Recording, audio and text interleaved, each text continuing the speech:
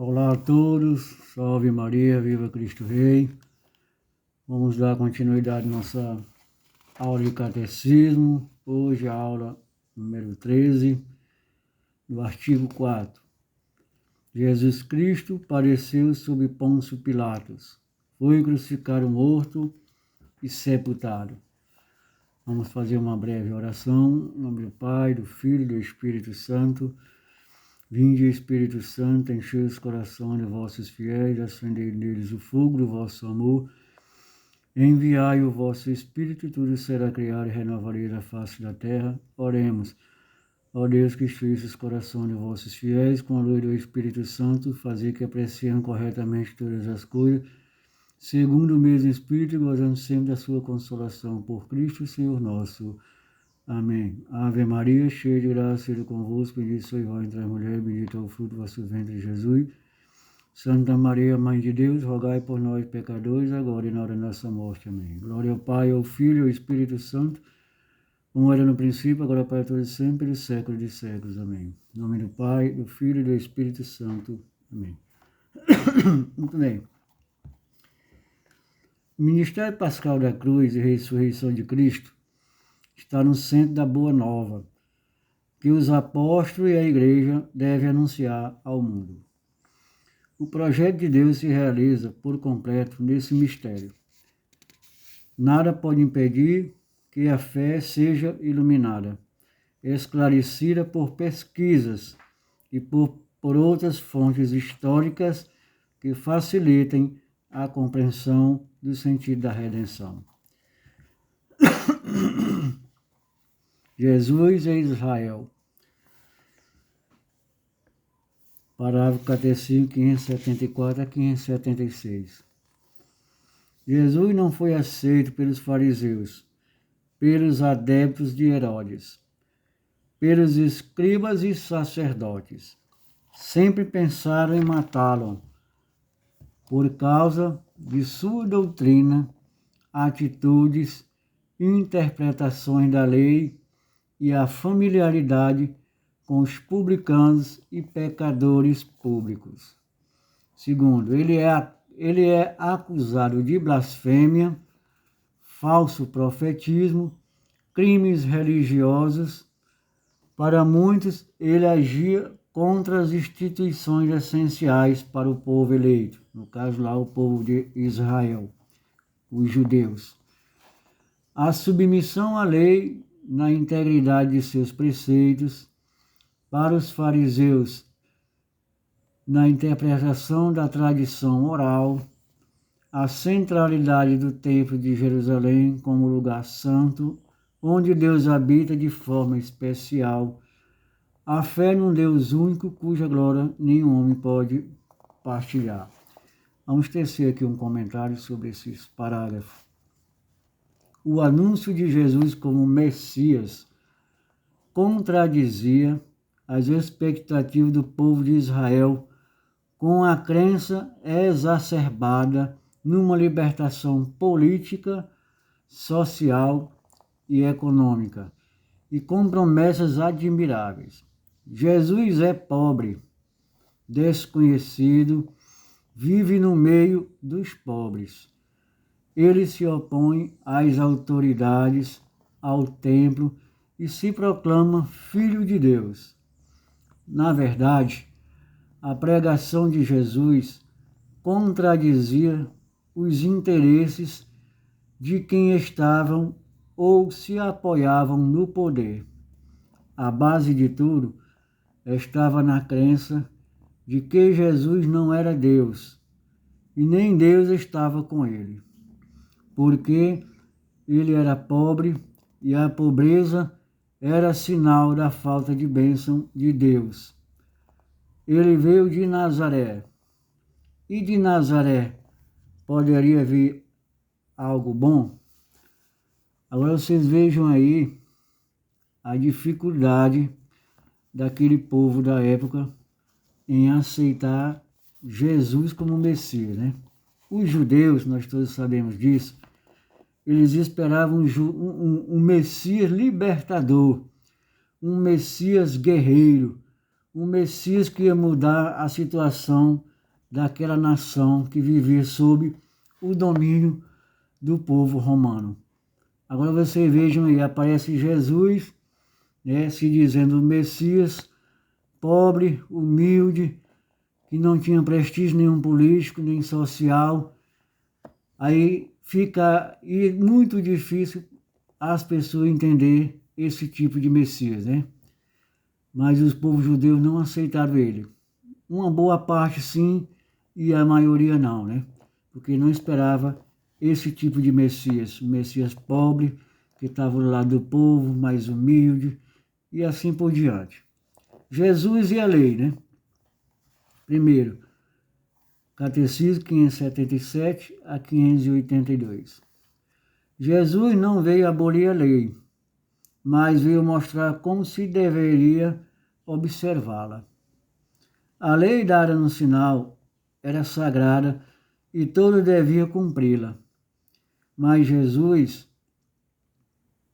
foi o único que conseguiu cumpri-la na integridade.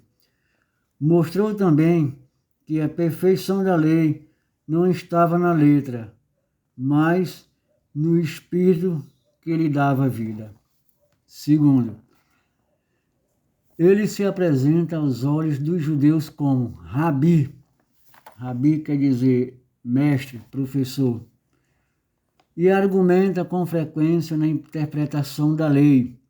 Ensinava com quem tem autoridade. Mateus 7, 28.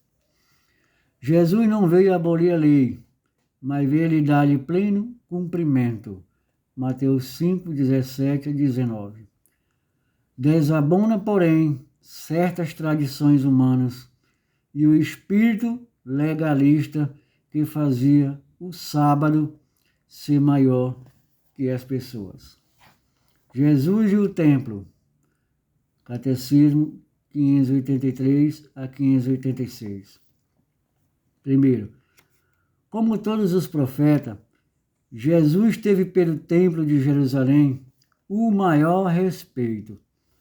Desde cedo, aprendeu a amar o templo como lugar de encontro com Deus.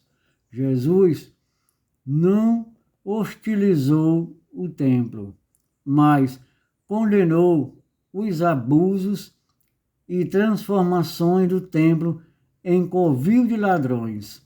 João 2,16. A profecia da destruição do templo é anúncio dos novos tempos, da nova Páscoa e da nova aliança. João 4,21. Jesus e a fé de Israel no Deus único e Salvador. Catecismo 587 a 591. Primeiro, tanto as atitudes de Jesus em relação ao templo, como em relação à lei, funcionaram como ocasião de contradição da parte de Jesus para as autoridades religiosas. Mas foi a questão do perdão dos pecados que realmente fulminou como pedra de escândalo para ser um ato que só Deus podia realizar. Jesus escandalizou os judeus ao comer com os publicanos e os pecadores e ao dizer que eles faziam parte do reino de Deus. Terceiro, o fato de Jesus se declarar filho de Deus já era suficiente para levá-lo à morte. Ele se apresentou como maior que o templo, mais que Jonas e Salomão, e afirmou sua igualdade com o Pai. João 10, 30. Jesus pediu que acreditasse nele pelas obras que faziam. Essa exigência de conversão foi suficiente para angariar o desprezo do sinédrio e merecer a morte. Vamos tecer mais um comentário sobre essas questões. Os fariseus se fecharam aos ensinamentos e à pessoa de Jesus. Ele não aparentou cumprir os sinais esperados do Messias, porque como eu já falei antes, os judeus esperavam um Messias político, um Messias guerreiro, né? As expectativas eram outras. Além de tudo, os fariseus tinham outra leitura das promessas de Deus e outros interesses, as quais Jesus contradizia. Não sei se pode falar de maldade, mas a situação era tal que não lhe permitia ver diferente do que viu, embora as obras de Jesus eram claras e contundentes. Pensar numa sociedade diferente de que existia era mesmo apostar em algo inconcebível. O poder, a riqueza, a situação falavam mais alto que a lógica das coisas. Mesmo assim, Jesus critica a cegueira dos fariseus e sua falta de abertura para os acontecimentos novos. Hoje, a realidade é semelhante. Quem está no poder e administra a riqueza e o bem, esta não vê a exclusão em que vive a maioria das pessoas e faz sua leitura da vida sem se condoer da situação da miséria em que vive os outros. Realmente, o poder e a riqueza cegam as pessoas e as deixam entorpecidas sem sensibilidade. Não é diferente, como ele diz aqui, dos nossos dias de hoje. Eu posso até afirmar, se Jesus não viesse naquela época, ele viesse agora de novo, em pessoa, as pessoas iam fazer a mesma coisa que fizeram com ele no passado. Porque hoje o mundo não está diferente, está caminhando para a sua perdição.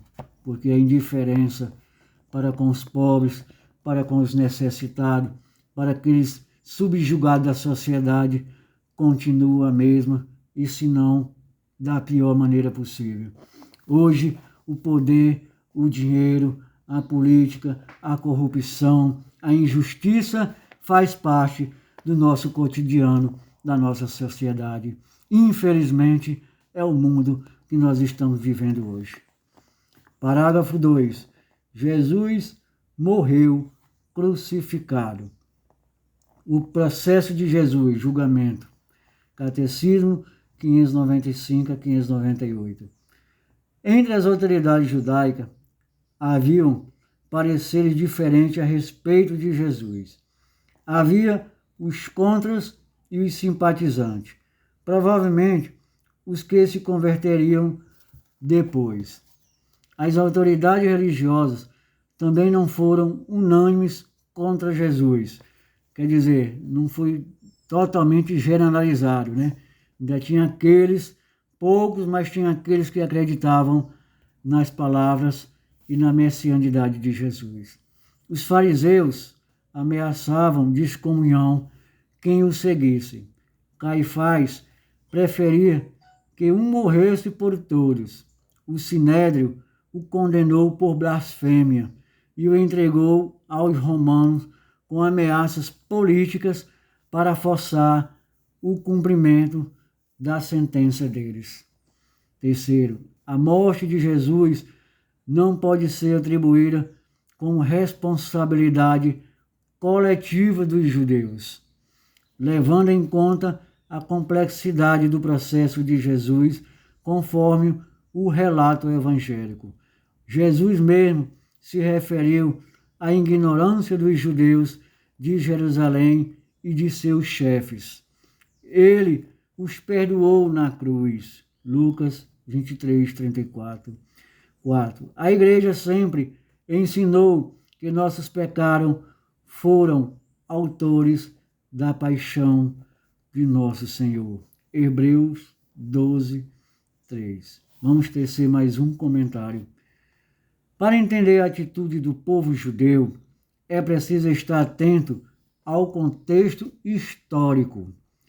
Eles viviam sob a dominação dos romanos, dos fariseus e dos ricos, numa situação de miséria e opressão constante. Fica difícil para o povo simples perceber em Jesus o Messias prometido que os tiraria dessa situação. Havia momentos claros para eles, como a multiplicação dos pães, algumas curas e a entrada triunfal em Jerusalém, mas havia momentos escuros. Quando já tinham se apresentado como Messias, a morte por empaludamento, quer dizer, crucifixão, era o destino final de todos eles. Cada situação de opressão desperta os salvadores do povo, que faziam seus seguidores. Depois de tantas decepções e esperança, em quem acreditar? É a situação que vemos nos discípulos de Emaús. Nem todos tinham consciência do que diziam. Por isso, não podem ser condenados pela morte de Jesus. Dizemos apenas que, historicamente, houve uma morte que certamente ocorria em outro lugar e nas mãos de outros. E se não fosse o desígnio de Deus de acolher a Israel para conservar a crença em um Deus único e como povo depositário das promessas. A morte redentora de Cristo no desígnio da salvação. A morte de Cristo não é obra de um acaso, mas conjunto de circunstâncias infelizes. Ela faz parte do mistério do projeto de Deus. Atos 2:33. Para Deus tudo é presente, atual, e assim predestinou, incluindo neste projeto a resposta livre do homem à graça. Por isso não pode dizer que os executores da morte apenas seguiram um roteiro predestinado. Segundo, morreu por nossos pecados, segundo as Escrituras. Essa morte foi anunciada bem antes como um mistério da redenção universal. Jesus mesmo explica aos discípulos de Emaús: era preciso que o Filho do Homem morresse. Lucas 24, 25 a 27. Terceiro, aquele que não conheceu o pecado se fez pecado por causa de nós. 2 Coríntios 5, 21. Jesus não conheceu a reprovação de Deus como se ele tivesse pecado, mas no amor redentor nos assumiu na perdição de nosso pecado em relação a Deus. Marcos 15, 34. Para que fôssemos reconciliados com Deus pela morte de seu Filho. Romanos 5, 10. Quarto, Deus tem a iniciativa do amor redentor universal.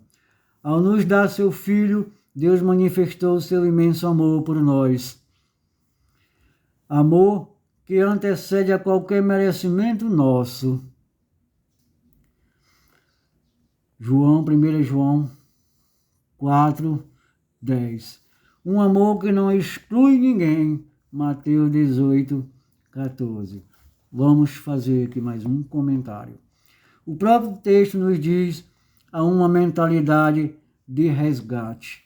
Morrer para pagar a dívida. Fica difícil pensar que um Deus fique satisfeito e se sinta pago pela morte do seu filho. Esse modo de pensar não cabe em um Deus de amor. Se aparece no texto a explicação que podemos dar, embora isso tenha sido mentalidade da igreja, em boa época, é que usar uma terminologia romana daquele tempo se tornava mais fácil para explicar o que não tem explicação. Mistério não tem explicação. É mais exato dizer e situar Jesus que, ao fazer a experiência de Deus e a experiência humana redimem todos os seus atos e não só no momento da cruz. A morte é uma experiência humana pela qual ele tinha de passar para redimir. E se for violenta, foi antes uma consequência lógica de seus ensinamentos e de quem enfrentou o poder, a riqueza, o templo e a própria sociedade da sua época. A redenção não pode ter vindo de um único ato, mas vem da obediência oferecida ao Pai desde o início. Filipenses 2:8. O catecismo acentua muito esse ponto de resgate e da realização da redenção na morte de cruz.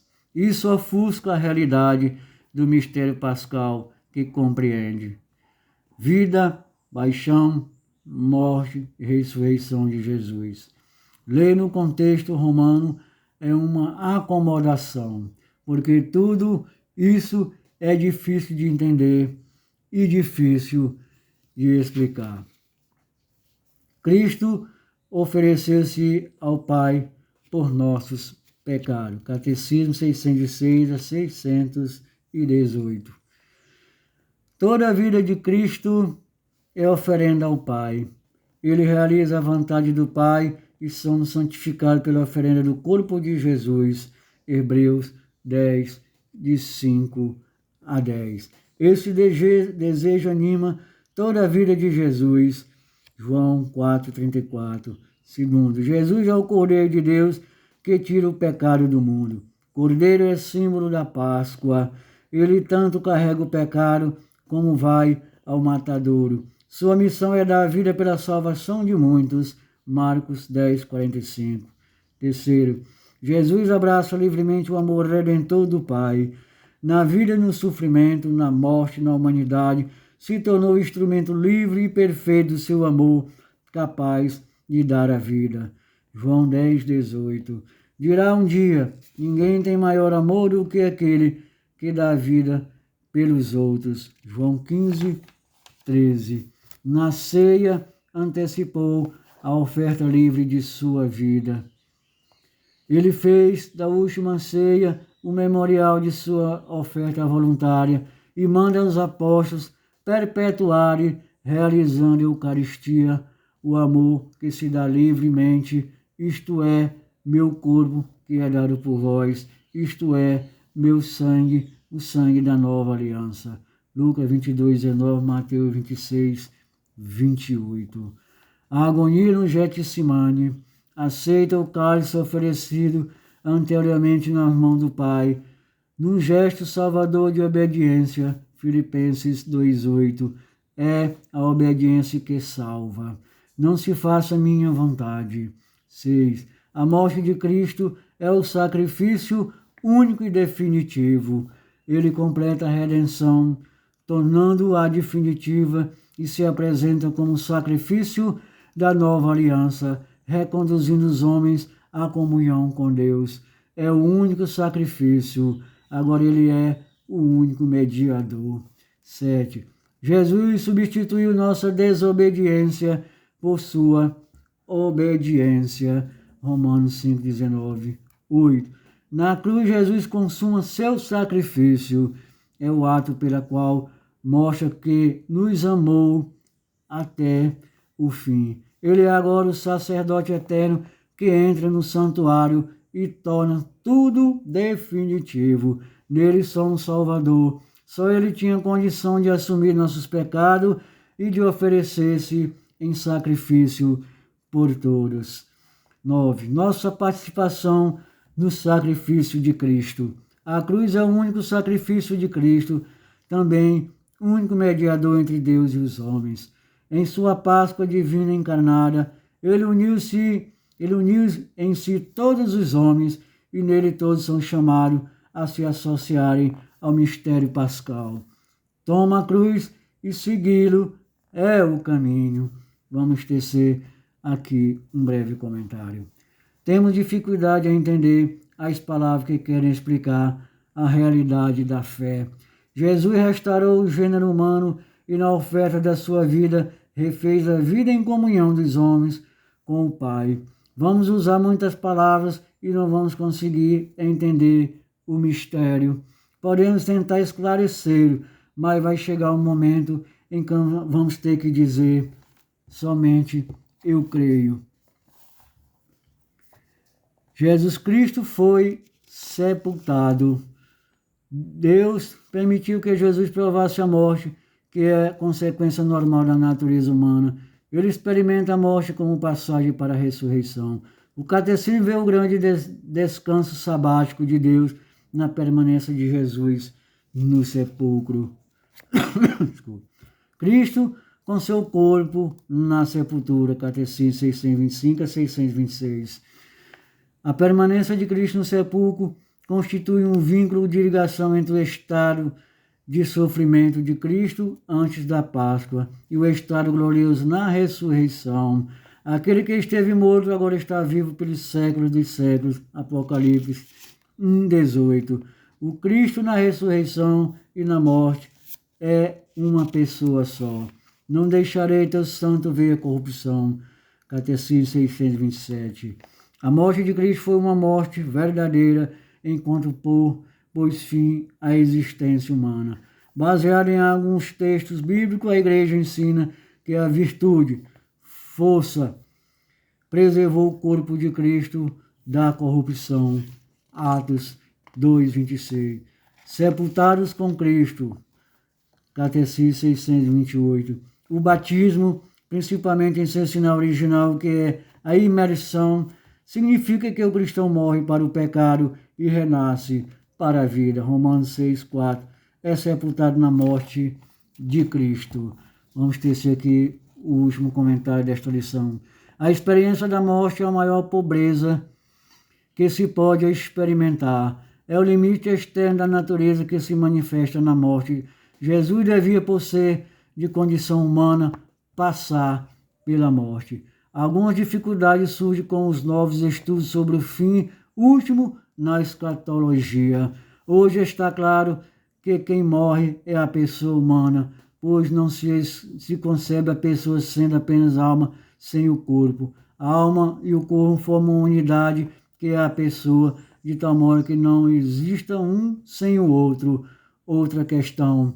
O corpo é terra, tem medida, peso e deve retornar ao pó como resultado de uma lei natural, ao passo que a ressuscitado não tem matéria, não é mensurável. Essas pesquisas lançam um pouco de fumaça sobre a questão da corrupção. Ao se tratar de Cristo, isso tudo pode ser superado apoiando-se nos desígnios de Deus. O que pode ser verificado é que o Cristo antes da Páscoa era humano, depois da ressurreição ele é diferente, como apareceu na transfiguração. Enquanto não houve mais luzes, fiquemos com o que a Igreja ensina hoje. Muito bem, meus amados irmãos, essa aula aqui foi um pouco mais extensa, mas é de suma importância para a nossa qualidade de católicos entendermos todo esse processo da morte e da vida de Jesus Cristo. Um abraço a todos, salve Maria e viva Cristo Rei.